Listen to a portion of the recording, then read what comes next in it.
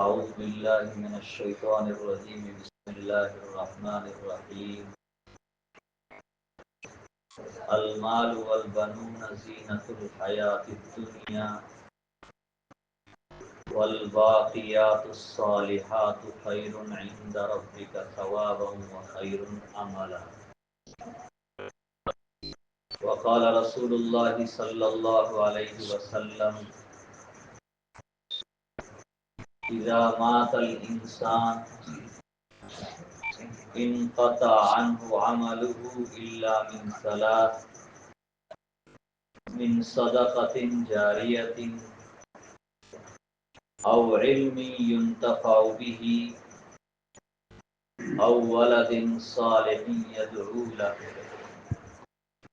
أو كما قال عليه الصلاة والسلام صدق الله مولانا العظيم وصدق رسوله النبي الكريم.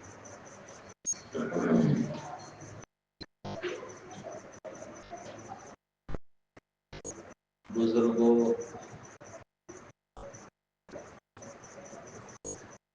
نوجوان ساتھیوں، اللہ تبارک و تعالی نے اپنے فضل سے، اپنے کرم سے ہم سب کو ایمان کی نعمت سے فرمایا۔ ایمان کی دولت، ایمان کی یہ نعمت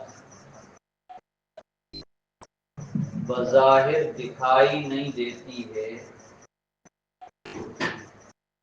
لیکن اللہ تعالیٰ کے یہاں اس کی بڑی قدر و قیمت ہے۔ ایمان ہوتا ہے تو اعمال صحیح ہوتے ہیں، مقبول ہوتے ہیں۔ ایمان نہیں ہوتا ہے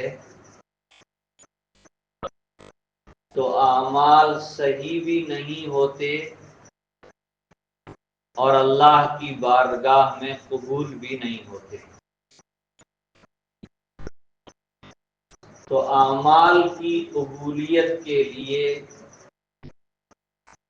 نیک کاموں کے مقبول ہونے کے لیے اللہ تعالیٰ نے ایمان کو شرط اور بنیاد قرار دیا ہے۔ یہ بنیاد صحیح ہوگی تو ہمارے آگے کے اعمال صحیح ہوتے جائیں گے، اور اگر یہ بنیاد صحیح نہیں ہوگی تو ہمارے اعمال بھی بزرگوں صحیح نہیں ہوں گے۔ اس لیے ہمیں اس کے اوپر اللہ کا شکر ادا کرنا چاہیے کہ بغیر محنت کے، بغیر تگ و دو کے، بغیر قربانی دیے اللہ تعالیٰ نے ایمان کے نور کو ہمارے گھروں تک پہنچا دیا ہے۔ اب اس نور کے اندر ہمیں ترقی کرنی ہے اور اس نور کو ہمیں بچانے کی کوشش کرنی ہے۔ ایمان کا یہ نور دو چیزوں سے بچے گا۔ کتنی چیزوں سے؟ دو چیزوں سے۔ دو چیزیں اگر ہماری زندگی میں رہے گی تو ایمان کا یہ نور بچے گا اور ترقی بھی کرے گا، اور اگر وہ دو محنتیں، وہ دو چیزیں ہماری زندگی میں نہیں ہے تو یہ ایمان باقی رہے اس کی کوئی گارنٹی بھی نہیں۔ پہلی چیز ہے علم دین اور دوسری چیز ہے عمل صالح۔ پہلی چیز ہے علم دین اور دوسری چیز ہے عمل صالح۔ علم دین زندگی میں آئے گا، ایمان کے تقاضوں کے مطابق اعمال پر چلنا آسان ہوگا اور صحیح ہوگا۔ ایمان ہے، ایمان کے بعد ہم اعمال انجام دے رہے ہیں، لیکن ان اعمال کے بارے میں ہم کو صحیح علم نہیں ہے، تو وہ اعمال اللہ کی بارگاہ کے اندر قبول ہوں، اس کی کوئی گارنٹی نہیں دی جا سکتی، اس کی کوئی ضمانت نہیں دی جا سکتی۔ ان ساری محنتوں کو بچانے کے لیے اور ان ساری محنتوں کے اندر ترقی واقع ہو، اس کے لیے ہر دور کے علماء نے، ہر زمانے کے علماء نے،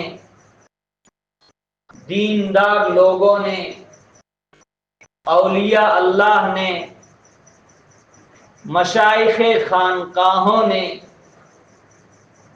بڑی بڑی قربانیاں دی، اور ان قربانیوں کے نتیجے میں یہ چیزیں 1450 سال گزرنے کے بعد بھی ہمارے یہاں باقی اور برقرار ہیں اور چل رہی ہیں۔ ہمیں اس کے اوپر اللہ تبارک و تعالیٰ کا شکر ادا کرنا چاہیے۔ ہم لوگ صرف یہ سوچتے ہیں کہ ہم مسلمان ہیں، کبھی نماز پڑھ لیں گے تو ٹھیک ہے، نہیں پڑھیں گے تو ٹھیک ہے۔ ہماری سب سے بڑی ضرورت ہم یہ سمجھتے ہیں کہ بچہ بڑا ہو جائے، اس کی شادی کر دو، اور شادی کرنے کے بعد وہ کسی روزگار پہ چلا جائے، کسی روزگار پہ لگ جائے۔ ماں باپ سوچتے ہیں اب ہم ٹینشن فری ہو گئے، اب ہماری ذمہ داری پوری ہو گئی۔ میرے بزرگوں، یہ دونوں ذمہ داریاں بھی بڑی ہے کہ بچہ بالغ ہونے کے بعد نکاح کے قابل ہو جائے تو مناسب جگہ رشتہ کر کے اس کا نکاح کر دینا، اور بازو میں اللہ قوت اور طاقت دے تو اس کے لیے حلال روزی کمانے کا کوئی ذریعہ، کوئی ہنر، کوئی پیشہ اختیار کروا دینا۔ یہ دونوں چیزیں بھی ماں باپ کی بڑی ذمہ داریوں میں داخل ہیں۔ لیکن اب تو یہ بچہ خود اپنی عقل سے چلے گا، اپنے شعور سے چلے گا، اپنی سمجھ سے چلے گا۔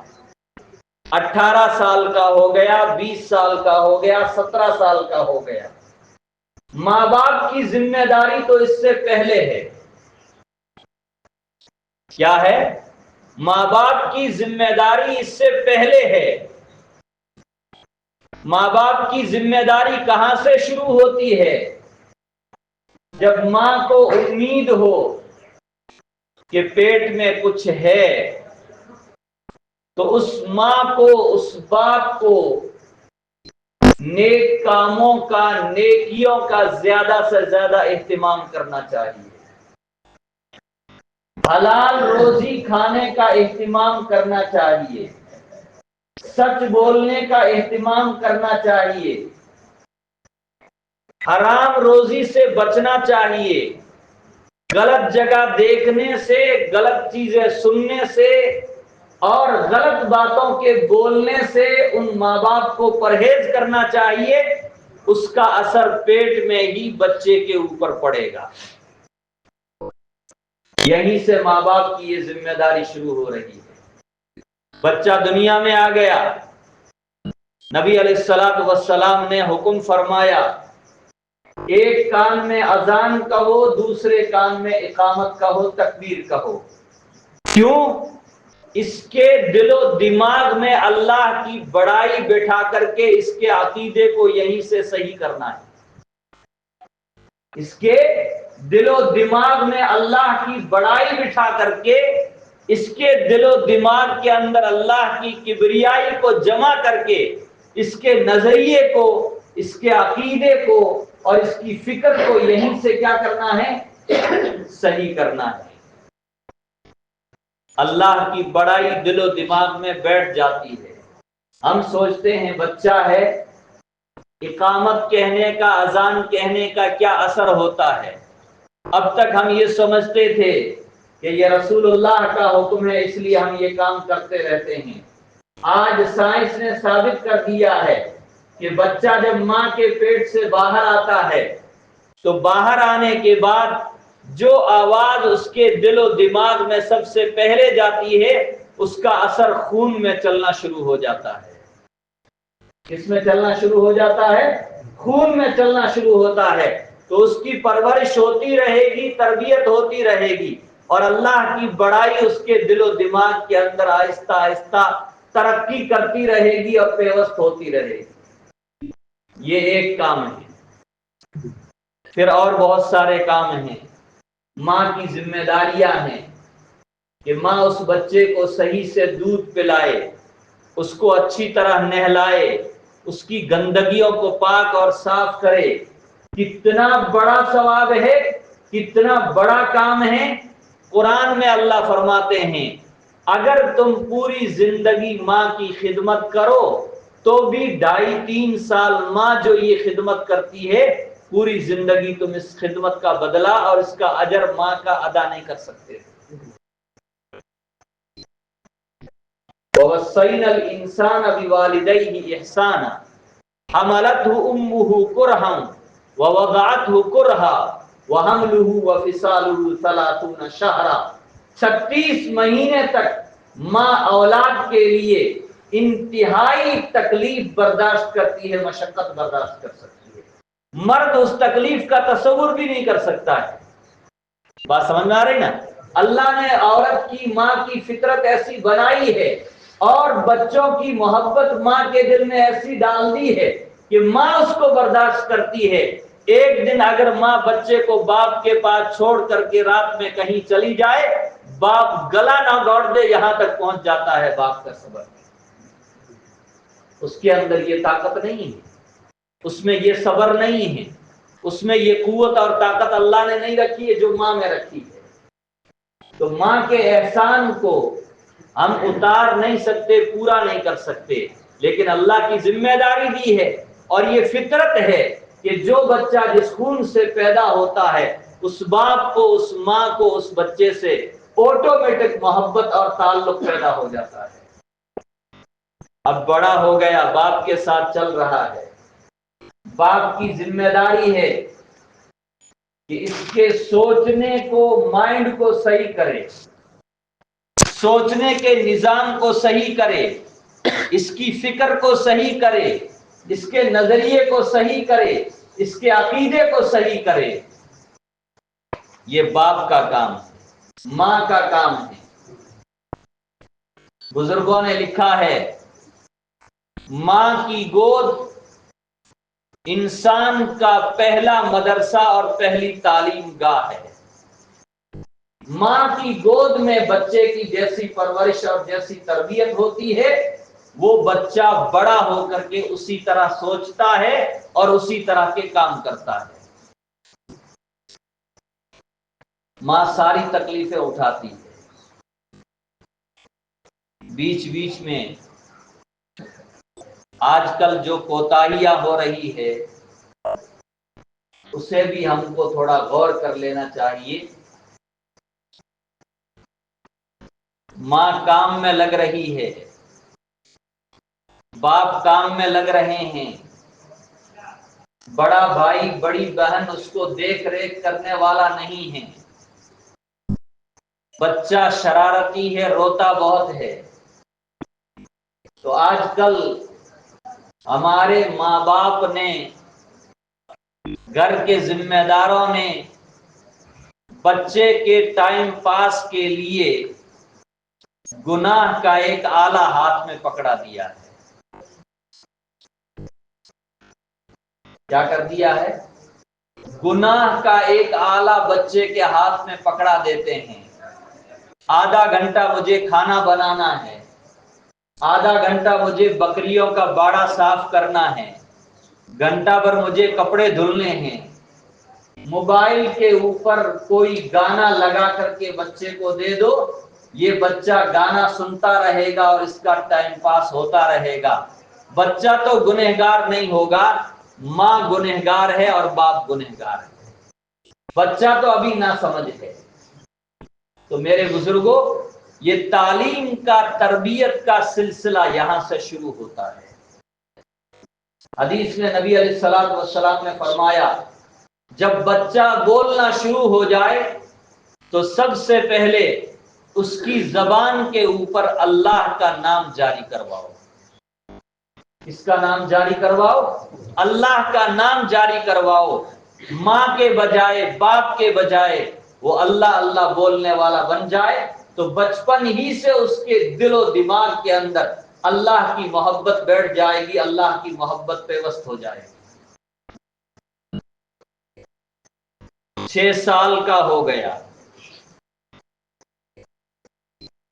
سائنسداں بھی کہتے ہیں اور اسلام نے ہمیں بہت پہلے بتا دیا تھا، 6 سال کا ہوتے ہی بچے کو مکمل تعلیم تربیت میں ڈالنا شروع کر دو، یعنی اپنے مکتب کے اندر اس کو بھیجنا شروع کر دو۔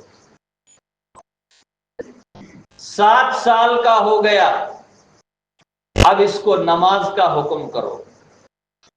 بچی ہے اس کو بھی نماز کا حکم کرو، بچہ ہے اس کو بھی نماز کا حکم کرو۔ کتنے سال کا ہو گیا؟ 7 سال کا ہو گیا۔ 9 سال کا ہو گیا،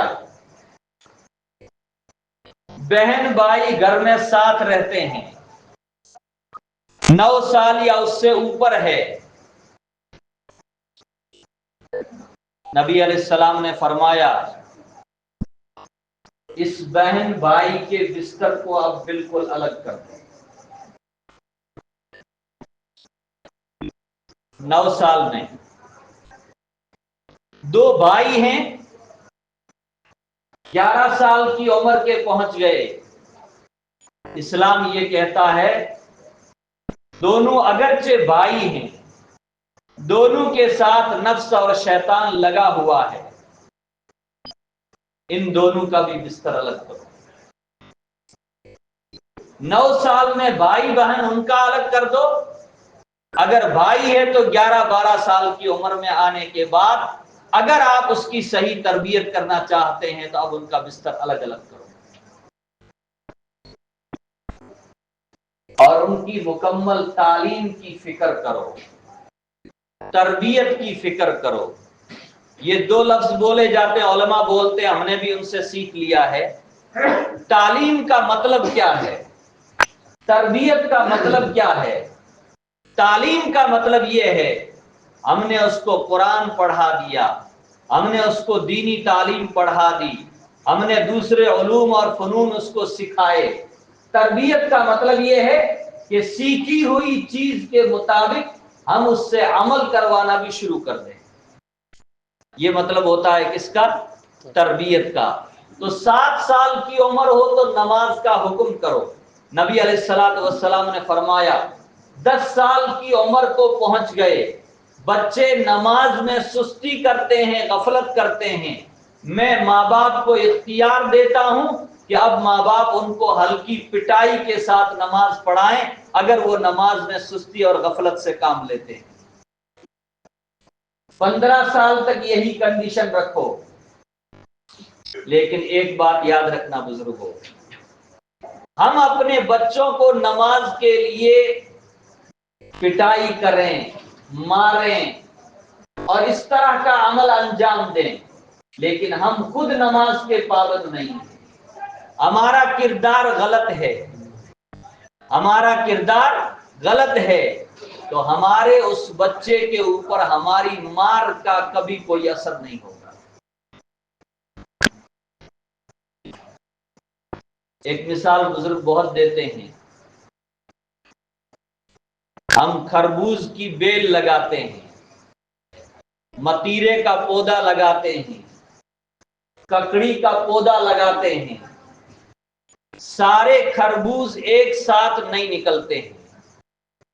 پھول لگنے کے بعد آپ پوری بیل میں دیکھیں گے پہلے ایک خربوز آہستہ آہستہ تیار ہوتا اللہ کی قدرت سے، تو اب یہاں اس بیل میں ماحول بننا شروع ہو گیا۔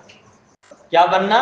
ماحول بننا شروع ہو گیا، جتنے تربوز اس میں لگیں گے وہ اس کو دیکھ کر کے خود بخود رنگ پکڑنا اور پکنا شروع ہو جائیں گے۔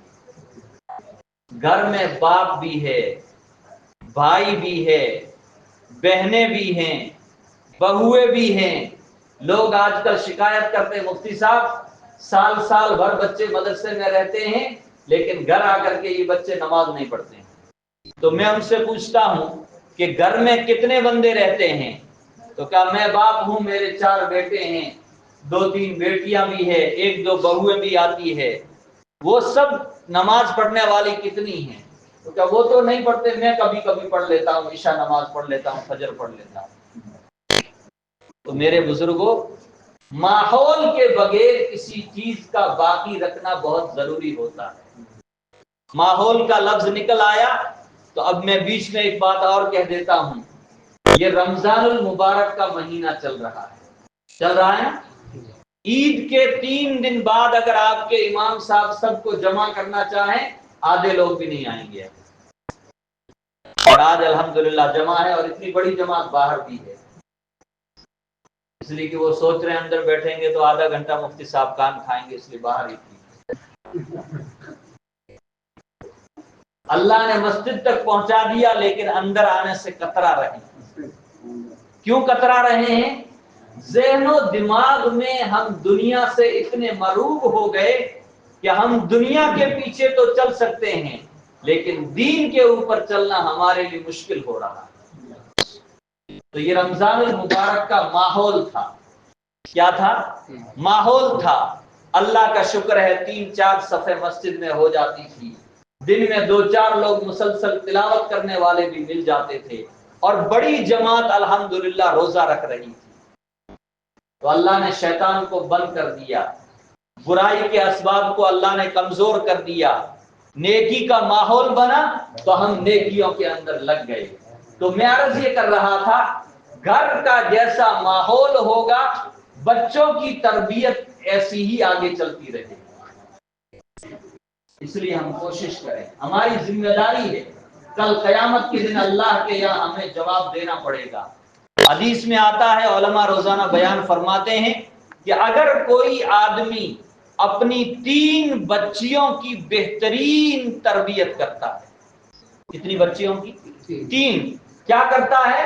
نبی علیہ السلام نے فرمایا دینی تربیت کرتا ہے، نکاح کے قابل ہو جائے تو اس کا نکاح کر دیتا ہے، اور نکاح کر کے سسرال بھیج دیتا ہے، وہ وہاں جانے کے بعد باپ کی تربیت کے مطابق زندگی گزارتی ہے، اللہ تعالی کل قیامت کے دن اپنی 3 بچوں کی تربیت کرنے والے باپ کو نبی علیہ السلام کے ساتھ میں اٹھائیں،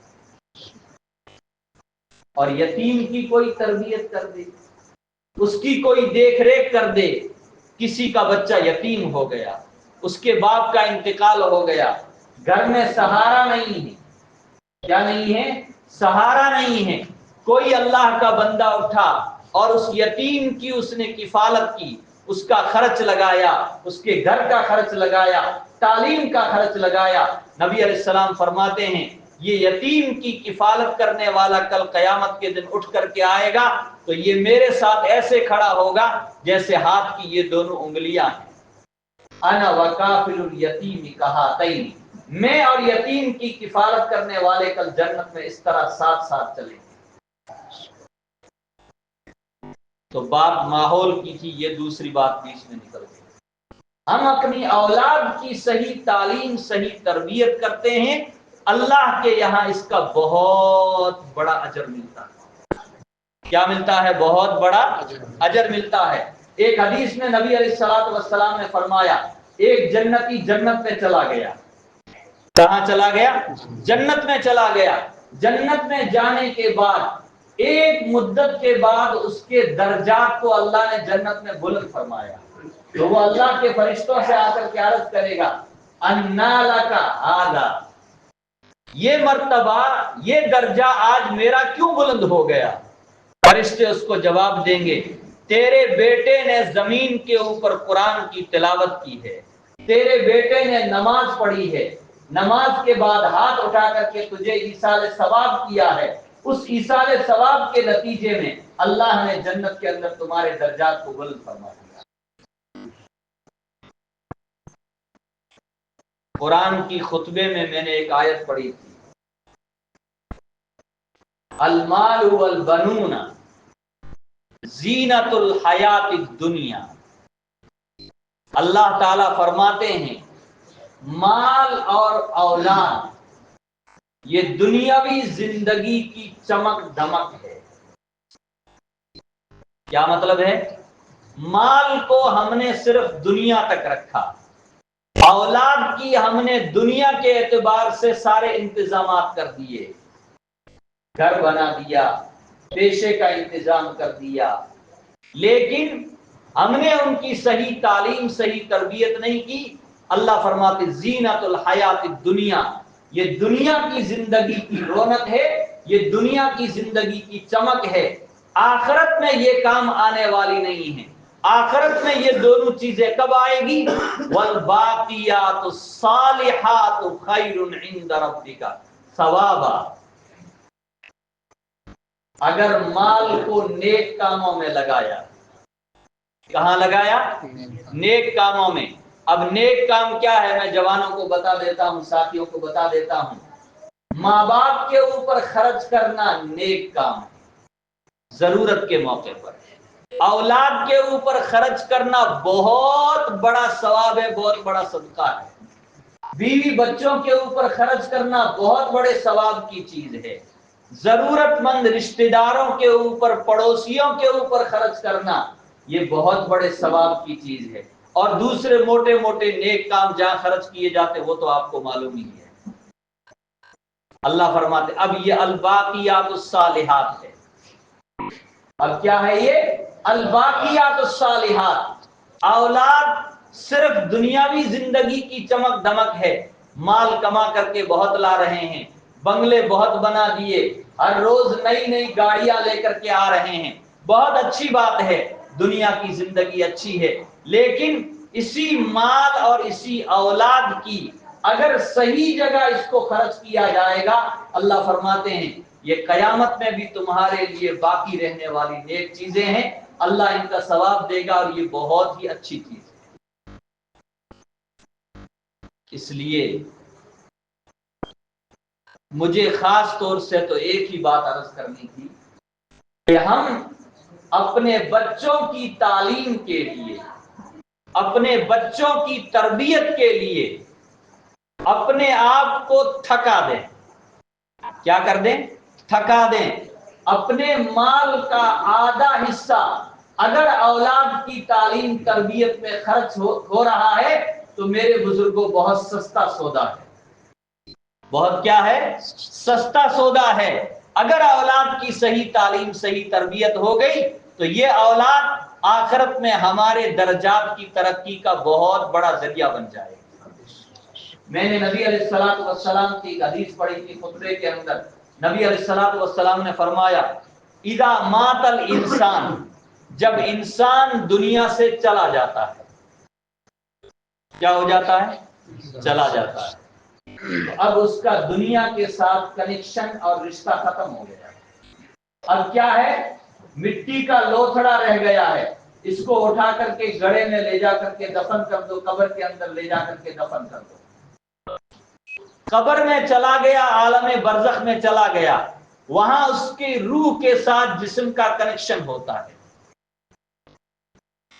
اب کوئی نیک بندہ ہے، عالم برزخ میں جا کر کے اللہ سے دعا کرتا ہے اللہ میں دنیا میں قرآن پڑھتا تھا لیکن میں نے کم پڑھا، دنیا میں نمازیں پڑھتا تھا لیکن نمازیں کم پڑھی، دنیا میں نیک کام کرتا تھا لیکن نیک کام میں نے بہت کم کیے ہیں، یہاں تو کوئی نہیں ہے، اب قیامت تک کے لیے مجھے یہیں رہنا ہے، آپ مجھے قرآن لا کر کے دے دیجئے، ایک مصلی لا کر کے دے دیجئے، میں قرآن پڑھتا رہوں گا اور نمازیں پڑھتا رہوں گا۔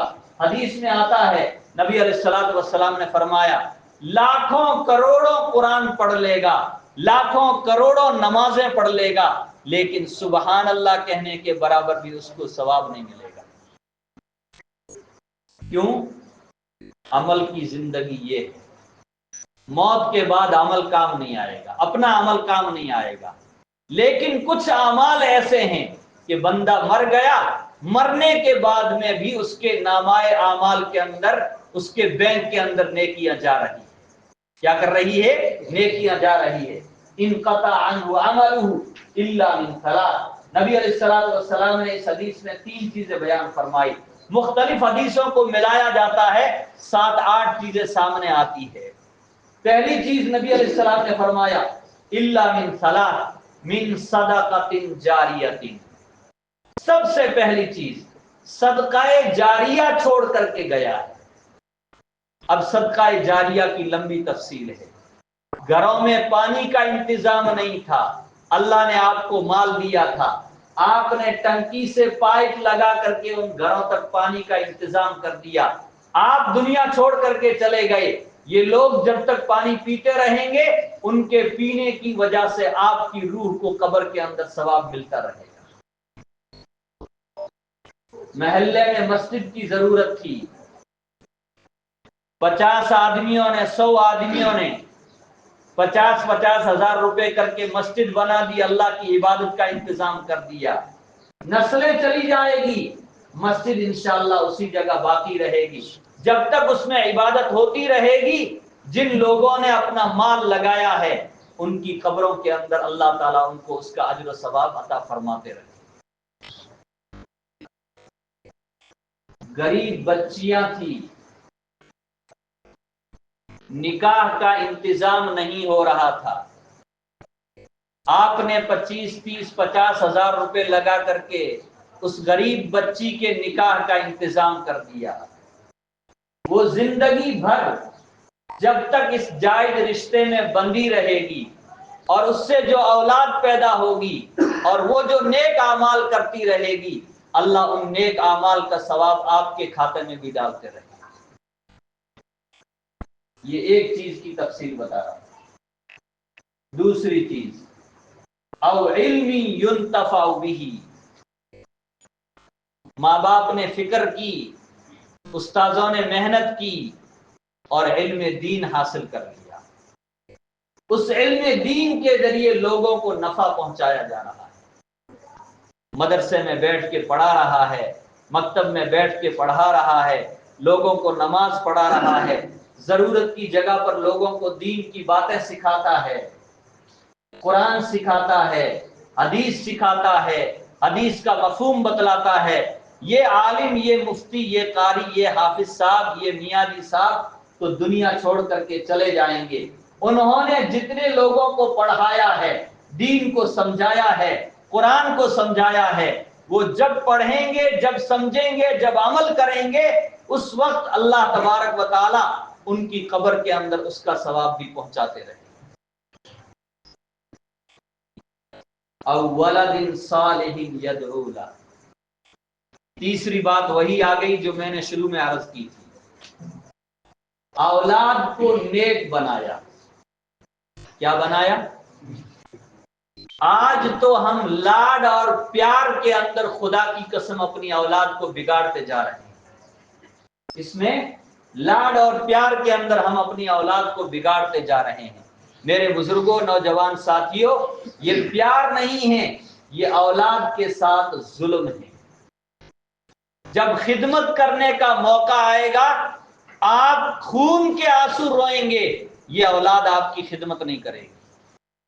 اور جس اولاد کو آپ نے لاڈ پیار کی وجہ سے تعلیم سے محروم رکھا، تربیت سے محروم رکھا، اللہ نہ کرے، اللہ نہ کرے، یہی بدبخت اولاد کل قیامت کے دن والدین کو، ماں باپ کو جہنم میں لے جانے کا کہیں ذریعہ نہ بن جائے۔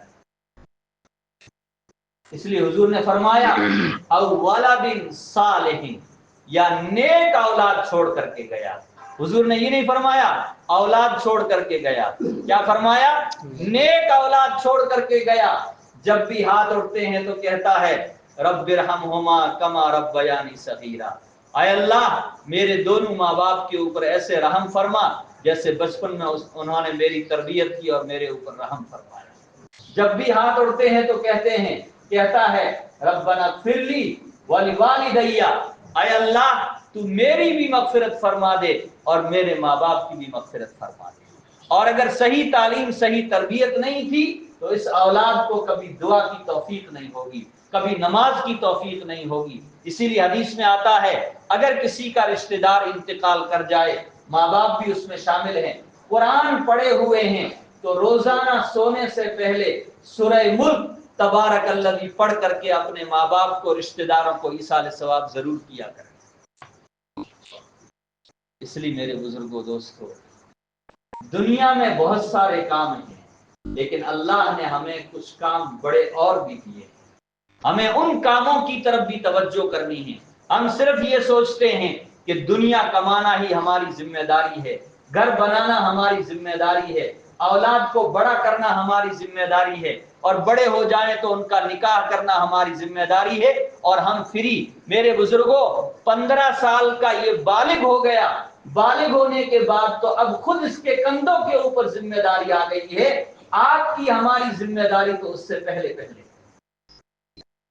ہم نے جیسا اس کا رخ طے کیا ہے وہ اپنی زندگی اسی کے مطابق گزارے گا، اور زندگی جیسی گزرے گی آخرت کی زندگی بھی اس کی ایسی ہی ہوگی۔ اس لیے ہم سب دل کے اندر یہ عہد کریں، وعدہ کریں، اور اللہ سے دعا بھی کریں کہ ہم اپنی صحیح تعلیم، صحیح تربیت کی بھی فکر کریں گے، اور اپنی اولاد کی صحیح تعلیم، صحیح تربیت کی بھی فکر کریں گے۔ بڑوں کے لیے، بزرگوں کے لیے ہمارے علماء نے، بزرگوں نے دعوت و تبلیغ کی محنت کے ذریعے تربیت کا، تعلیم کا ماحول بنانے کی کوشش کی ہے، اور بچوں کے لیے مدارس ہی مکاتب کا نظام ہے۔ مکاتب کو ہم جتنا مضبوط کریں گے ہمارے بچوں کی تعلیم اتنی ہی مضبوط ہوگی۔ اور مکاتب کیسے نظام ہوں گے؟ جب ہم مکتب کے استاذ کا، مکتب کے نظام کا پورا خیال رکھیں گے، کوشش کریں گے انشاءاللہ۔ اللہ جن کو اولاد کی نعمت عطا فرمائے وہ یہ سوچے کہ اللہ نے مجھے یہ پھول دیا ہے، یہ مجھے جنت میں لے جانے کا بھی ذریعہ بن سکتا ہے، اور یہ مجھے جہنم میں لے جانے کا بھی ذریعہ بن سکتا ہے۔ اب مجھے جنت والا راستہ متعین کرنا ہے یا مجھے جہنم والا راستہ متعین کرنا ہے، آپ علماء کرام سے پوچھیں، انشاءاللہ وہ آپ کو اس سلسلے میں مکمل طریقے سے بتائیں گے، رہنمائی کریں گے۔ اللہ تعالی ہم سب کے جمع ہونے کو بے انتہا قبول فرمائے۔ 11 بچہ اور بچیوں نے اللہ کے پاک کلام کو دیکھ کر کے ناظرہ کے طور پر مکمل کیا ہے، اللہ ان کے پڑھنے کو قبول فرمائے۔ اللہ تعالیٰ ماں باپ کے لیے دنیا اور آخرت کے اندر ترقی اور نجات کا ذریعہ بنائے، اللہ استاذ کے لیے مغفرت کا اور نجات کا ذریعہ بنائے، اور ہمارے جو بچے بچیاں گھروں کے اندر ہے اللہ ہمیں ان سب کی فکر کرنے کی اور ان کی صحیح تربیت کا انتظام کرنے کی اللہ ہم سب کو توفیق عطا فرمائے۔ وآخر دعوانا ان الحمدللہ رب العالمین۔ Thanks for watching. Don't forget to like, comment, share and subscribe to Al Wahid channel.